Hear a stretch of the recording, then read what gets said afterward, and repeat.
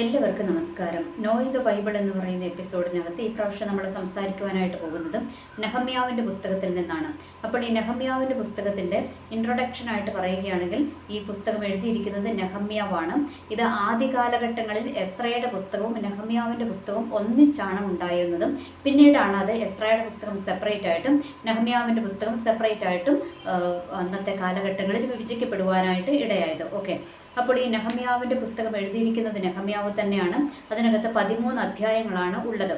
അപ്പോൾ ഇതിൻ്റെ main theme എന്താണെന്ന് വെച്ചാൽ നെഹമ്യാവ് ഇസ്രയേലിൻ്റെ മതിൽ ഇടിഞ്ഞു കിടക്കുന്നുവെന്നും അതിൻ്റെ പ്രധാന വാതിലുകളെല്ലാം തീ വെച്ച് ചുട്ട് നശിപ്പിച്ചിരിക്കുന്നു എന്നുള്ള വാർത്ത കേട്ടിട്ട് നെഹമ്യാവ് വളരെയധികം വിഷമിക്കുകയും പ്രാർത്ഥനയോടുകൂടി നെഹമ്യാ ആയിരുന്ന ആ ഒരു ബാബിലോണിലായിരുന്ന ആ ഒരു പാർസി രാജാവിൻ്റെ അടുത്ത് ചെന്നിട്ട് അനുവാദം വാങ്ങിക്കുകയും അങ്ങനെ യെരുശലേമിലേക്ക് തിരിച്ചു വന്ന് യെരുശലേമിൻ്റെ മതിൽ പണിയുകയും ഒക്കെ ചെയ്ത ചരിത്രമാണ് നെഹമ്യാവിൻ്റെ പുസ്തകത്തിനകത്ത് നമ്മൾക്ക് കാണുവാനായിട്ട് കഴിയുന്നത്. ഓക്കെ, അപ്പോൾ അതിൻ്റെ 1 തൊട്ട് 2 വരെയുള്ള അധ്യായം 1ഉം 2ഉം അധ്യായങ്ങളിൽ നമ്മൾക്ക് കാണുവാനായിട്ട് കഴിയുന്നതും നെഹമ്യാവ് വളരെ കരയുകയാണ്. എന്തിനാ കരഞ്ഞതും? യെരുശലേമിൻ്റെ മതിൽ ഇടിഞ്ഞു കിടക്കുന്നതും അതിൻ്റെ പ്രധാന വാതിലുകളെല്ലാം ചുട്ട് നശിപ്പിക്കപ്പെട്ടിരിക്കുന്ന വാർത്തയും കേട്ടിട്ട് നെഹമ്യാവ് ഭയങ്കരമായിട്ട് ദൈവത്തിൻ്റെ സന്നിധിയിൽ കരയുകയാണ്. കരഞ്ഞിട്ട് ദൈവത്തോട് പ്രാർത്ഥിക്കുകയാണ്. എന്നിട്ട് പ്രാർത്ഥിച്ചിട്ട് ദൈവത്തിൻ്റെ സന്നിധിയിൽ പ്രാർത്ഥിക്കുക മാത്രമല്ല, ജനത്തിൻ്റെ പാപങ്ങൾ, ഞങ്ങളുടെ പൂർവികന്മാരുടെ പാപങ്ങളൊക്കെ ഏറ്റുപറഞ്ഞും അതൊക്കെ ദൈവത്തിൻ്റെ സന്നിധിയിൽ മാപ്പപേക്ഷിച്ച് ദൈവത്തിൻ്റെ അടുത്ത് നിന്നും മതിൽ പണിയുവാനുള്ളൊരു പെർമിഷൻ നെഹമ്യാവ് വാങ്ങിച്ചെടുക്കുകയാണ്. എന്നിട്ട് നെഹമ്യാവ് എന്താ ചെയ്തത്? രാജാവിൻ്റെ അടുത്തുനിന്ന്, എന്ന് വെച്ചാൽ രാജാവൻ എന്ന് പറഞ്ഞാൽ അവിടെ നെഹമ്യാവ് എവിടെയായിരുന്നു? ബാബിലോൺ പ്രവാസകാലത്താണ് നെഹമ്യാവ് ഉള്ളതല്ലേ. അവിടെ പാർസി രാജാവിൻ്റെ കീഴിൽ അവിടെ ഉണ്ടായിരുന്നത്. ആ രാജാവിൻ്റെ പാനപാത്രവാഹകനും കൂടിയായിരുന്നു ആര്? നെഹമ്യാവ്. ഓക്കെ, അപ്പോൾ അത്രയും ഒരു ഉയർന്ന പൊസിഷനിലായിരുന്നു അവിടെ നെഹമ്യാവ് ഉണ്ടായിരുന്നത്.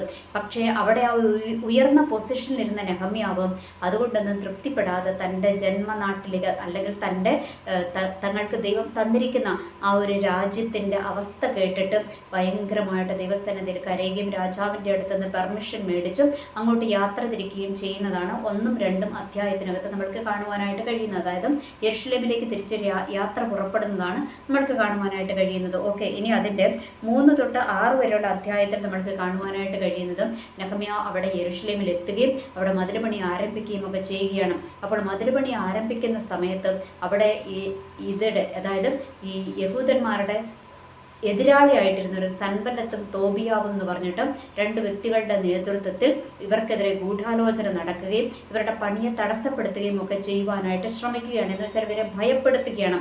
എന്നാൽ നെഹമ്യാവ് അതിനെ ഒന്നും ഗൗനിക്കാതെ നെഹമ്യാവ് തൻ്റെ പണിയിൽ ശ്രദ്ധ കേന്ദ്രീകരിക്കുകയും അങ്ങനെ വെറും 52 ദിവസം കൊണ്ട് ആ പണി അവിടെ പൂർത്തീകരിക്കുകയും ചെയ്തു. ഏതാണ്? യെരുശലേമിൻ്റെ മതിലിൻ്റെ പുനരുദ്ധാരണം, അല്ലെങ്കിൽ മതിൽ പണിയുകയും വാതിലുകളും ഓടാമ്പലുകളും ഒക്കെ പിടിപ്പിക്കുകയും ചെയ്തു എന്ന് നമ്മൾക്കവിടെ കാണുവാനായിട്ട് കഴിയുന്നു. ഓക്കെ, ഇനി അടുത്തത് അതിൻ്റെ 7 തൊട്ട് 13 വരെയുള്ള അധ്യായത്തിനകത്തോട്ട് വന്നു കഴിയുമ്പോൾ പിന്നെ കാണുന്നത് എന്താണെന്ന് വെച്ചാൽ അവിടെ ഉടമ്പടികൾ പുനഃസ്ഥാപിക്കപ്പെടുകയാണ്.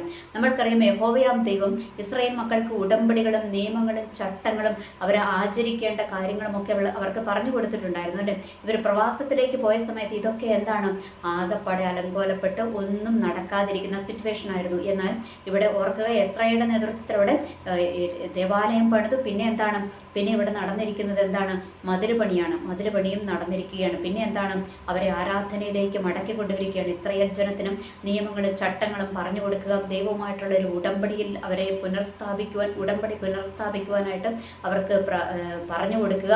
അങ്ങനെ ഉടമ്പടിയൊക്കെ പുനഃസ്ഥാപിക്കുക.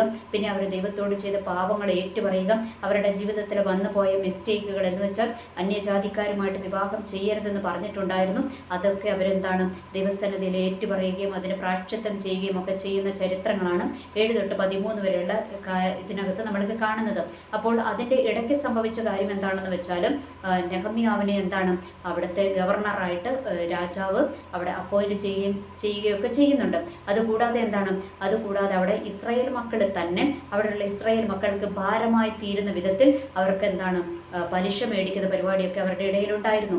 എന്നാൽ അതിനെയൊക്കെ നെഹമ്യാവ് എതിർക്കുകയും അവർ വന്ന് നെഹമ്യാവിനോട് കംപ്ലൈൻറ്റ് പറയുകയും നെഹമ്യാവ് അതിനെ എതിർക്കുകയും ഒക്കെ ചെയ്യുന്നുണ്ടായിരുന്നു. അതിനെയൊക്കെ എതിർത്ത് അവരോട് അതിനൊക്കെ ദൈവത്തിൻ്റെ ആ ഒരു പാതയിലേക്ക് നിങ്ങൾ മടങ്ങി വരണം, അവർ നമ്മളുടെ സഹോദരങ്ങളാണ്, അവരോട് നിങ്ങൾ പലിശ മേടിക്കരുത് എന്നൊക്കെ പറഞ്ഞ് നെഹമ്യാ ഉപദേശം കൊടുക്കുകയും ജനത്തെ നേർപാതയിലേക്ക് തിരിച്ചു കൊണ്ടുവരികയും ചെയ്യുന്ന കാര്യങ്ങളൊക്കെ നമ്മൾക്കിവിടെ കാണുവാനായിട്ട് കഴിയുന്നുണ്ട്. ഓക്കെ, അപ്പോൾ ഈ നെഹമ്യാവിൻ്റെ പുസ്തകത്തിൽ മെയിനായിട്ടും 5 കാര്യങ്ങളാണ് നമ്മളോട് ദൈവത്തിൻ്റെ ആത്മാവിന് സംസാരിക്കുവാനുള്ളത്. ഒന്നെന്താണ്, നമ്മൾ ആദ്യം നമ്മളുടെ ജീവിതത്തിൽ വേണ്ടുന്നത് പ്രാർത്ഥനയാണ്. നെഹമ്യാവിൻ്റെ ജീവിതത്തിൽ അതായിരുന്നു. നെഹമ്യാവ് യെരുശലേമിൻ്റെ മതിൽ ഇടിഞ്ഞു കിടക്കുന്നു എന്ന് കേട്ട് കഴിഞ്ഞപ്പോൾ നെഹമ്യാവ് എന്താ ചെയ്തത്? നെഹമ്യാവ് ആദ്യം തന്നെ അവിടെ ഇരുന്ന് കരഞ്ഞ് ദൈവസന്നിധിയിൽ പ്രാർത്ഥിക്കുവാനായിട്ടിടയായി. വെറും പ്രാർത്ഥനയല്ല, കരഞ്ഞ് പ്രാർത്ഥിക്കുകയായിരുന്നു. ഓർക്കുക, നെഹമ്യാവിന് അതിൻ്റെ യാതൊരു ആവശ്യവും ഉണ്ടായിരുന്നില്ല. കാരണം ഇവർ പ്രവാസത്തിൽ അടിമത്തത്തിലേക്ക് പോയിരുന്നു എങ്കിലും നെഹമ്യാവ് അവിടെ നല്ല ഉയർന്ന പൊസിഷനിലായിരിക്കുന്നത്. ഏത് പൊസിഷനിലായിരിക്കുന്നത്? അവിടെ രാജാവിൻ്റെ അടുത്ത്, പാർസി രാജാവിൻ്റെ അടുത്ത് അവിടെ നല്ലൊരു സ്ഥാനം കിട്ടിയിരിക്കുകയാണ്. രാജാവിൻ്റെ പാനപാത്രവാഹകനായിരുന്നു ആരും? നെഹമ്യാവ്. അപ്പോൾ ഈ നെഹമ്യാവ് എന്ത് ചെയ്തിരിക്കുകയാണ്? ആ ഒരു സ്ഥാനമൊക്കെ അല്ല നെഹമ്യാവിന് വലുത്. നെഹമ്യാവിന് വലുത് തൻ്റെ ദൈവത്തിൻ്റെ ആലയം, അല്ലെങ്കിൽ ദൈവം ഞങ്ങൾക്ക് കൽപ്പിച്ചത് തന്നിരിക്കുന്ന, ഞങ്ങളുടെ പൂർവികന്മാർക്ക് വാഗ്ദത്തം ചെയ്തിരിക്കുന്ന ആ ഒരു ദേശത്തേക്ക് മടങ്ങിപ്പോകുവാനുള്ള തീഷ്ണത ആരിലുണ്ടായിരുന്നു?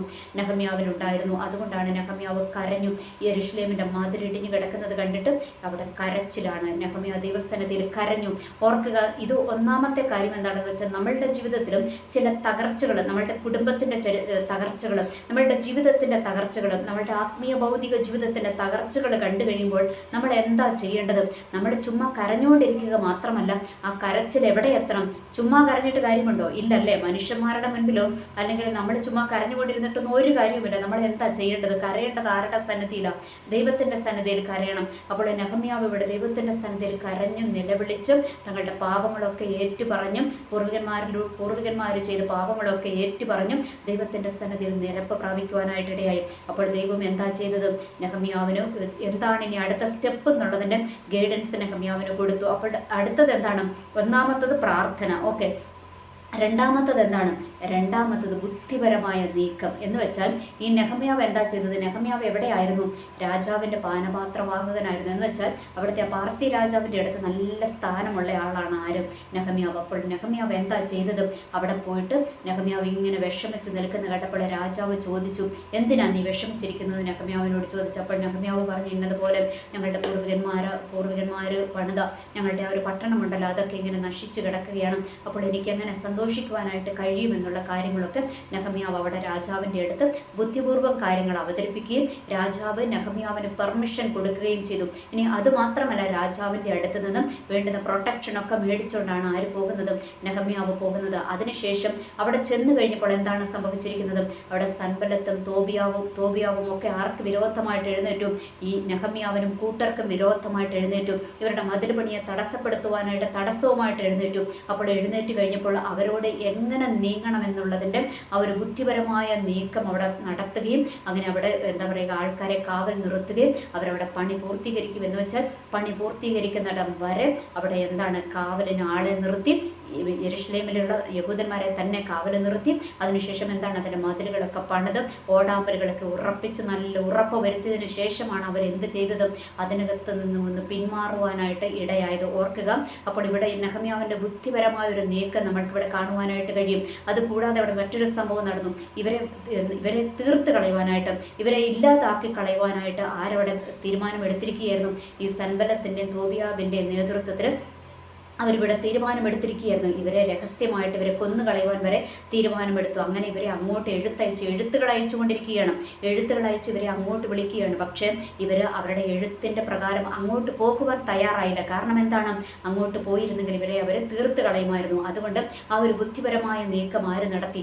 നെഹമ്യാവ് നടത്തി. അങ്ങോട്ട് പോകാതെ ഇവിടെ തന്നെ നിൽക്കുവാനും ഇങ്ങോട്ട് വന്നു കഴിഞ്ഞാൽ അതിനെ തകർക്കുവാനുമുള്ള തീരുമാനങ്ങളൊക്കെ ആരെടുത്തു? ഇവിടെ നെഹമ്യാവിൻ്റെ നേതൃത്വത്തിൽ എടുക്കുവാനായിട്ടിടയായി. അപ്പോൾ ബുദ്ധിപരമായ ഒരു നീക്കം നമ്മൾക്കിവിടെ കാണുവാനായിട്ട് കഴിഞ്ഞു. അവസാനം ഇവർക്ക് ആലോചന കിട്ടിയ, ഇവർക്കെതിരെയുള്ളവരുടെ ആ ഒരു ദുരാലോചനയൊക്കെ ഇസ്രായേൽ മക്കൾ അല്ലെങ്കിൽ നെഹമ്യാവിൻ്റെ നേതൃത്വത്തിലുള്ള ആൾക്കാർക്ക് വെളിപ്പെട്ട് കിട്ടിയെന്ന് മനസ്സിലായപ്പോൾ അവരുടെ ആ ഒരു ഉദ്യമത്തിൽ നിന്നും അവർ പിന്മാറുവാനായിട്ട് ഇടയായി. അതുകൂടാതെ എന്താണ്, യെരുശലേമിൻ്റെ മതിൽ പൂർത്തീകരിച്ചു എന്ന് കേട്ടപ്പോൾ, അതും 52 ദിവസം കൊണ്ട് അവർ പണി കഴിച്ചു എന്ന് കേട്ട് കഴിഞ്ഞപ്പോൾ അവർക്ക് എന്ത് തോന്നി?